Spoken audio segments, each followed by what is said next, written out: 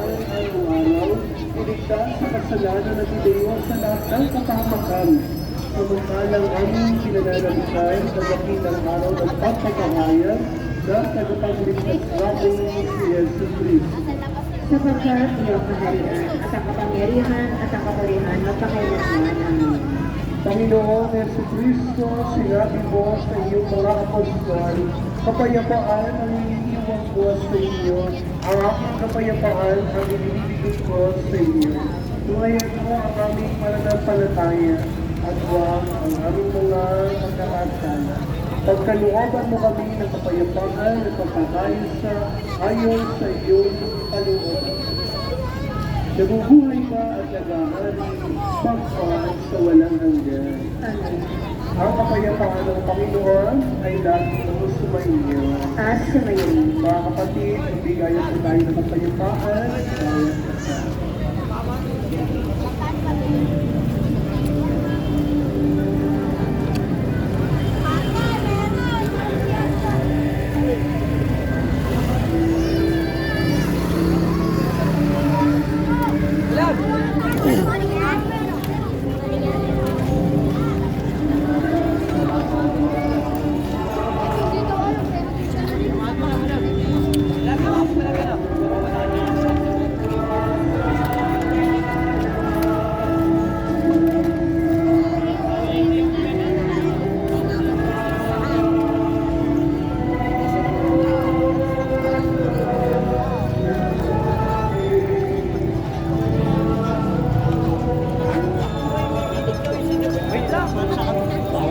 Wala na, tapos na kami.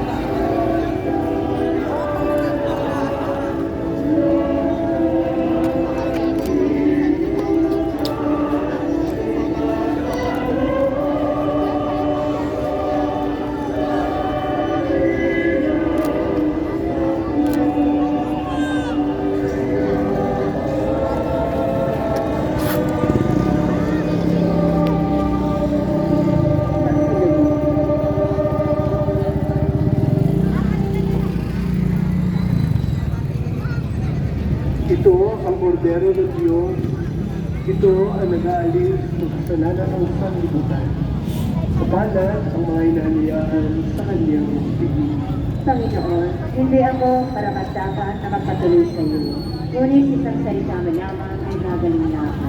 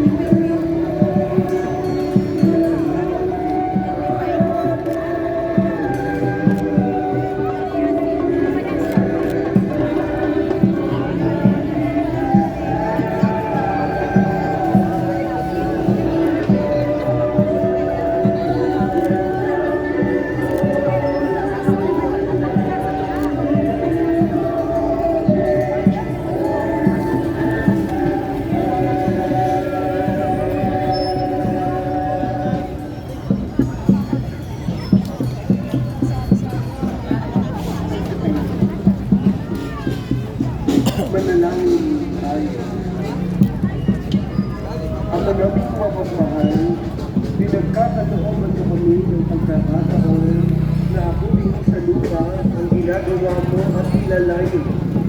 Gawin mo ang loobin namin ay mabuhon sa iyong pinaglulutuan sa araw ngayon upang makarin sa iyong tao sa piling mo. Siya'y mamagitan kasama ng Espiritu Santo magpa sa walang hanggan. Mga ilang paalala. Kasabay ng isang bayan ay ating ngayon iniwan ang araw ng mga ina. Bilang pagkilala at pagsalamat sa ating mga pinamahal na ilaw ng tahanan, ay mayroon na handog photo booth kung saan maaari kayong magpakuha ng souvenir photos. Kasama ng mga mahal sa buhay. Ito ay matatagpuan sa gawin ng St. Josephine. Bukas, araw ng Lunes, ika-13 ng Mayo, ay kapistahan naman na Birhen ng Fatima. Ang oras ng banal na misa ay sa ganap na kailangan kalahati ng umaga at ika-7 ng umaga.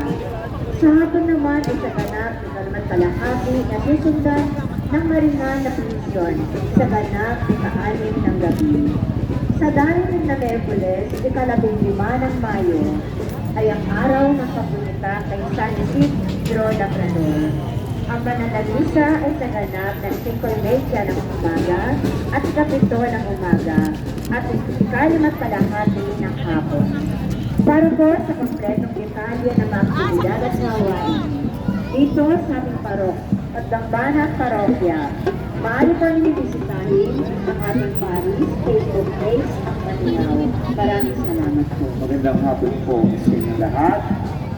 Pakibati nga po ang katabi ng masayang siglang Happy Fiesta.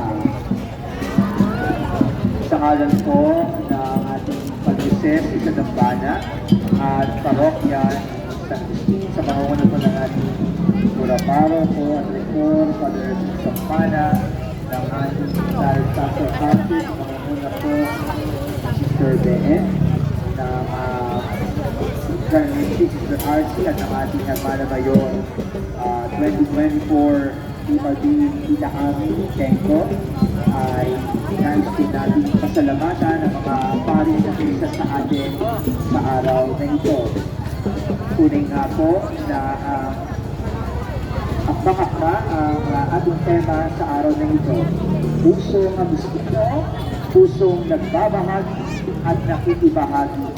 Sapagkat una na po rito na ang ating bayan o lungsod ng Baliwag ay ang mga mamamayan ay hindi lang po nag-iikot ito sa ating sa probinsya ng Bulacan, kundi ito po ay nakikita ang nagbabahagi maging sa ibang mga bayan. Yan po ay sa katauhan ni Father Ansel na nakikisa po sa atin from the Order of St. Benedict sa Manila. Si Father Ansel po ay sa Makinabang, taga-Makinabang. Kababayan po natin, palapakan po natin si Father Ansel. Nagbabahagi sa Baliwag, tungo sa ibang bayan, nag-dimension. At siyempre po, ang nakatanggap na pag-dimension mula noon sa kanyang dating parokya, sa ating pura, ay tumanggap ng kanyang pag-dimension. Ngayon, ang kanyang inaanak, nag-iisa na din na ang tagapanguna po ng ating pagdiriwang sa araw na ito. Nagbahagi din ang kanyang pag-inilay. Alam niyo ba po kung si Father Mark Yoko from the Order of Friar Minors. Salamat po. Sana po tayong lahat ay magkaroon ng pusong tunay na pusong Agustinong nagbabahagi at nakikibahagi. Maraming salamat po sa inyong lahat. Viva San Agustin!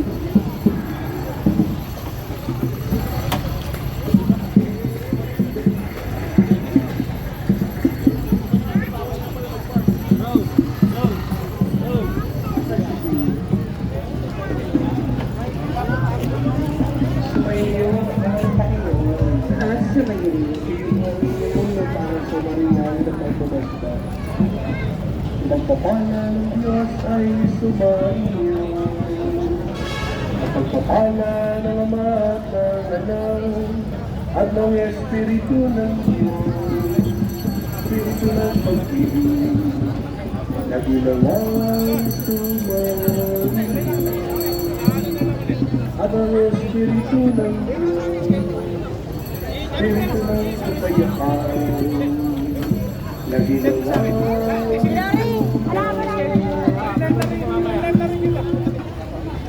at pagpalain ko ng inyong pamilya na mapagmahal at mabalik Diyos, Ama, Anak, at Espiritu Santo. Tapos na ang banal na kahit sa iyo sa pagpapala. Salamat sa Diyos. Purihin natin ang Diyos, maligayang pagkakas po sa religion.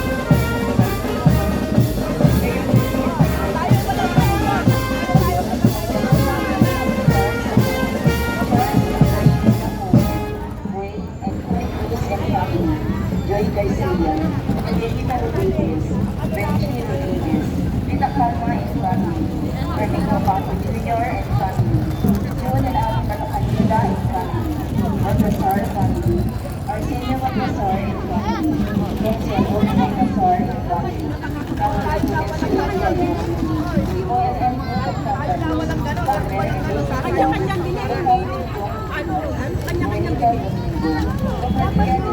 Carmen and Apurina de Limón, Demetria Vinoria, Dr. Daniel family, Daniel S. Santos and family, Rey Matias and family, John and Gloria Mendoza and family, Danny and Gloria Maglonso, Yalin Batuan Mayan, Dr.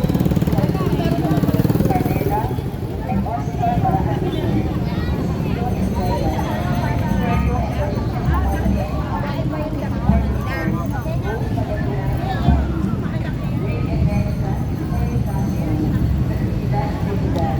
Salvi and Tessie Palmer, Boca Glenn and family, Chris Garden Brothers, Elizabeth and family,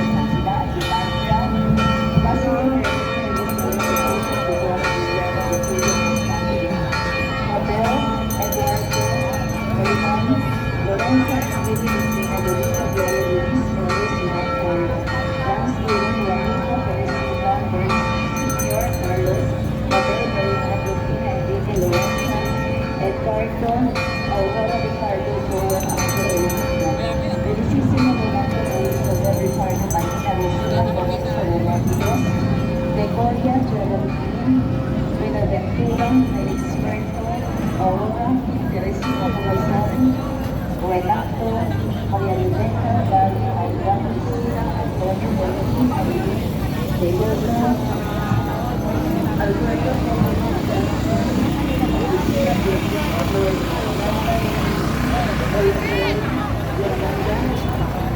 Marcelo, Eduardo Alcantara, Celia, Jose, Hilda Belén Lucina, Antonina Manuel, Lorenzo, Bernicia, Over, Ricardo, Paulina Jr., Albert,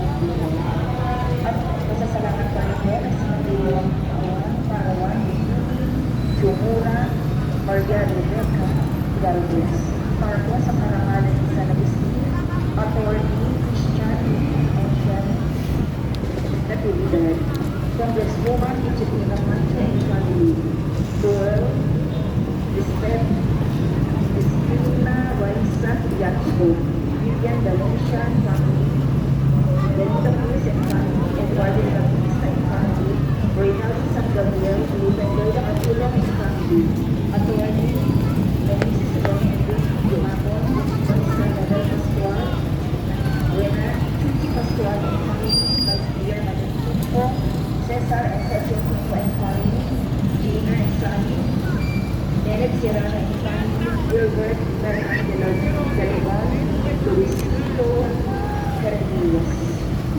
Ika-12 ng Mayo at sa araw ito, takilang kapistahan pag-akya. Linggo, Katolikong Kapitipagkalastasan, araw ng mga lina. Kumayo kayo sa buong sanlibutan at ipangaral ang mabuting balita. Sama-sama sa masaya natin ibahagi ang mabuting balita sa buong daigdig. Liturgia. Ang kapistahan ng pag-akyat ng Panginoon ay bahagi ng panahon ng Pasko ng Pagkabuhay. Batay sa pangkalamatang alitintuloy sa taon ng liturgia, ang kapistahan ay inilipat sa katulungan ng mga obispo sa Pilipinas sa ikapitong linggo ng pagkabuhay, sapagkat sa Pilipinas ay kaabatan araw ng pagkabuhay ay yung araw ng Panginoon. Ito rin ang Catholic Constitution Sunday. Turo ng simbahan. Yumisan si Jesus na may sugat na siyang tandaan, bayad para sa ating kasalanan at nananalangin siya para sa atin. At pagkaraan ng sinusunod niya sa ating ang Espiritu Santo upang tayo ay mangaral at iulit ang Ebanghelyo sa buong mundo. Ito ang dahilan kaya ang araw na ito ay araw ng kagalakan. Ito ang dahilan ng kagalakan sa araw ng pag-akyat sa langit ng Panginoon. Pagkakali po natin sa ating panalangin sa banal na misa ang pasalamat ng namin celebrated Pinky Eugenio at Peli Eugenio, Pati Bernardo at pamilya. Salamat pa rin sa Celia Magno, Alan Aquino, Aurora Silungan, Presentation ni Rosel Villanueva. Ini po para sa ating kapatid na yung mga na sina Alan Dale, Polonio, Estrella, Anita, Federico, Totoy Molina, Uliana, Iloyo, Victoria, Natividad, Melano, Ita, Diosimo, Lorna, Bayani, Florentina, Rosario, Roberto, Jones, Gabriel, Lawrence, Toby, Amino, Josephine, Nicolas, at William Rossi. Maraming po salamat.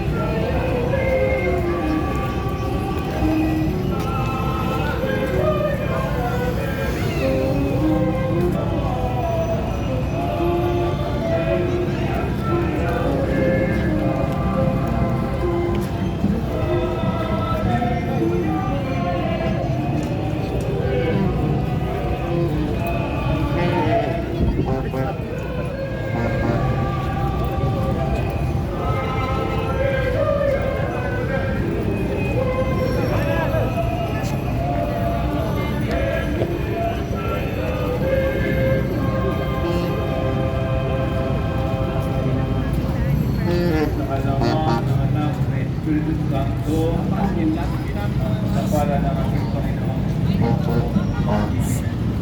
Sa pagkakaisa ng Espiritu Santo na may sa inyo, mga kapatid,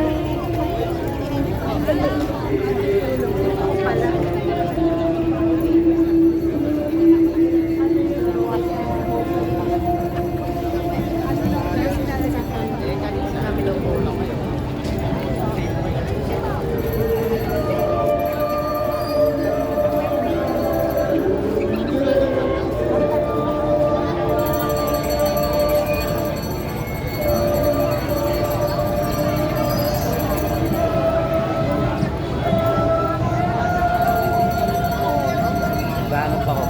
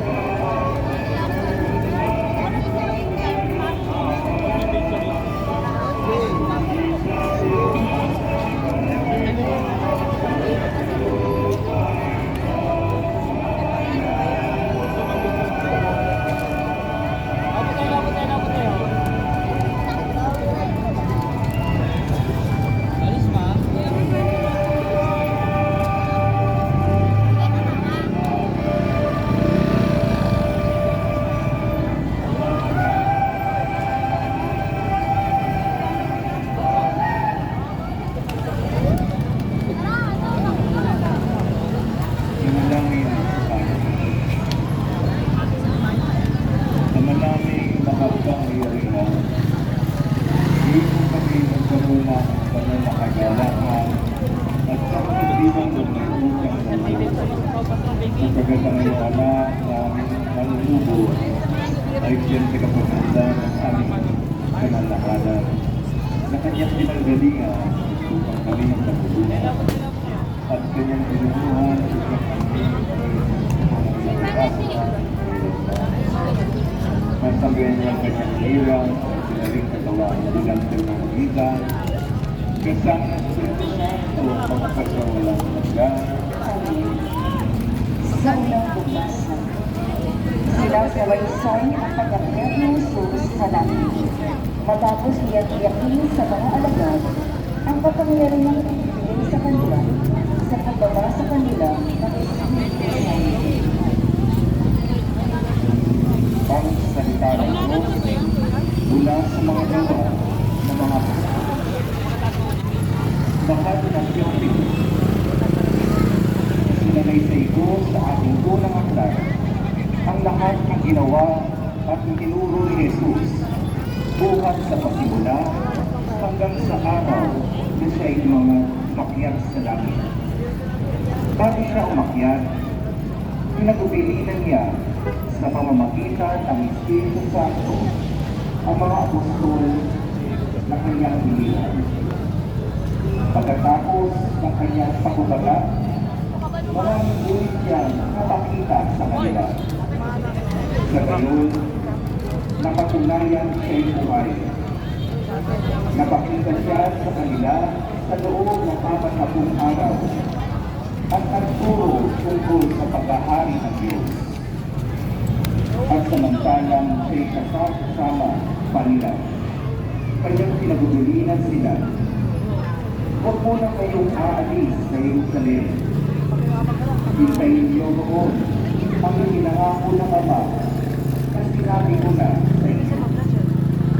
Nagsinggit na sa tubig si Juan, ngunit di na magtatagal at bibinyagan kayo sa Espiritu Santo. Kaya't nang magkasama-sama si Jesus at mga alagad, nagtanong ang mga ito, Panginoon, itatatag na ba niyong muli ang kaharian ng Israel? Sumagot siya, ang mga panahon at sandali ay tinakda ng Ama sa kanyang sariling kapangyarihan. At hindi na kailangan pang malaman niyo kung kailan yun. Ngunit bibigyan kayo ng kapangyarihan paglabas sa inyo ng Espiritu Santo. At kayo'y magiging mga saksi ko sa Jerusalem, sa buong Judea at Samaria, hanggang sa dulo ng daigdig. Obvious ba? Pagkasabi ito, siya'y inakyat sa langit, samantalang nakatingin sila sa kanya, at natakpan siya ng ilaw.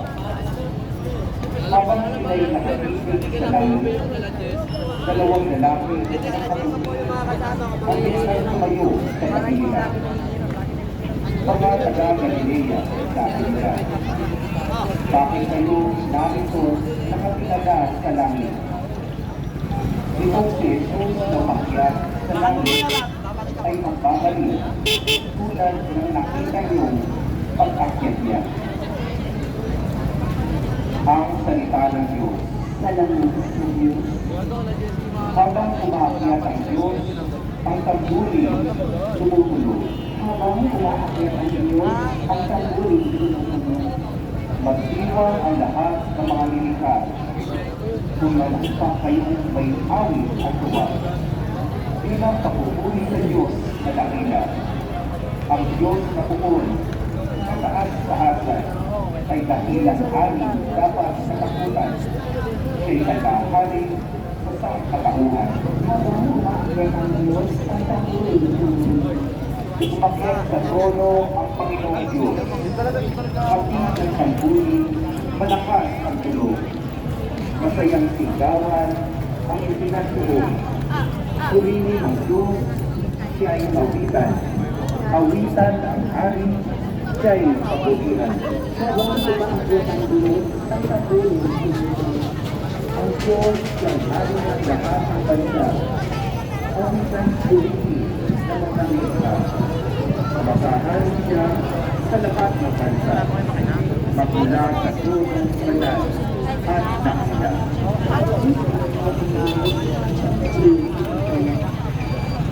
Sa ikalawang tinuturo at ang parang sa Pablo, ang pagkakailangan ng mga kalibot at sa pag-iikot ang mga pinagkakasapan. Ano ka pagkakailangan? Ang Panginoon mula sa tulong Jesus Pablo sa mga taga-Eden. Mga kapatid, hinihiling ko sa Diyos ng ating Panginoon Jesucristo ang dakilang Ama. Nagpagkalooban na kayo ng Espiritu ng karunungan at ng tunay na pagkakilala sa Kanya. Naway liwanagan ng Diyos ang mga isip upang malaman ninyo ang ating inaasahan sa Kanyang pagkakawang sa atin. Ito'y ang kaluwalhatiang inilaan niya sa Kanyang mga dinira at ang walang hanggang kapangyarihan niya sa atin na mga nananalig sa Kanya. Ang kapangyarihan sa inyo ang huling bumuhay kay Kristo at nagduslok sa Kanya sa kalangitan, sa kanan. Kaya't nasa ilalim ng kapangyarihan ni Kristo ang lahat ng paghahari, kapangalaan, kapangyarihan at pamunuan. Higit ang Kanyang pangalan kaysa lahat ng pangalan, hindi lamang sa panahon ito, kundi pati sa darating. Pinailalim ng Diyos sa kapangyarihan ni Kristo ang lahat ng bagay at siya ang ginagawa ng simbahan. Ito ang katawan ni Kristo, ang kapuspusan niya na pumupuspos sa lahat. Ang salitahan. Salamat sa Diyos. Sumunod ang balita. Sinasalaysay na matawag sa pakiyak sa langit sa Jesus. Nangarola sa pagkakatato ang mga alaban. Taglay ang pagkakaroon sa mga kalapinala. Ayudanin sa pagkakatato.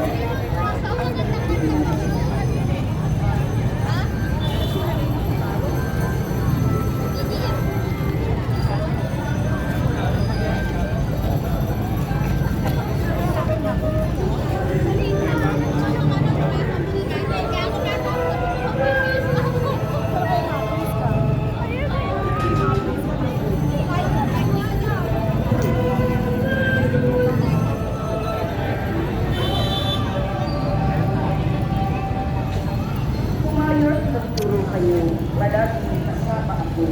Hanggang ito ang